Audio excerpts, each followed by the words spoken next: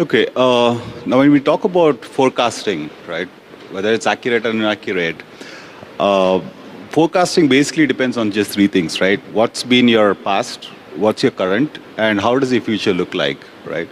So, from a customer success side of the world, if you were to look at past, like any other sales dig up, right? You look into all your closed lost opportunities, right? The same way, the first part of looking into the past in terms of building your accuracy is going to be your customers who have churned, who you were able to retain, and who you're able to upsell, right? So that's going to be your past data that will have to come into the forecasting model. The second one is your present, right? With your current book of accounts that you're dealing with, what's the health of the business, right? And second is what's the usage looking like? So that then you take stock of your current. And then future is going to be your key indicators, right? Like let's say your NPS or your feedback score, which will tell you, okay, this is how this customer might land up to, right? So then you put all these three together in terms of your past data, your current data, as well as what you forecast for future. I think that's going to be a good model in terms of how you can build your forecasting because and we're not hunting here, right, for customer success. It's all going to be about growing. So what you have is what you need to make best out of. And I think it all boils down to the bottom line of how diligent or hygiene is maintained on any CRM, right?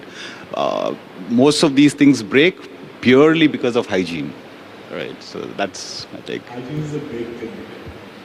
I know a couple of facts like sales don't like to add more data or more touch point. They add like 2-3 points and say, boss, this is what I can give it to you.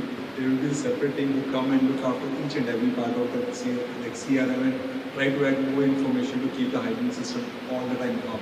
So when you go back, like when you said that you can go back and check historical data, so your trend will come from there. That's right. Yeah.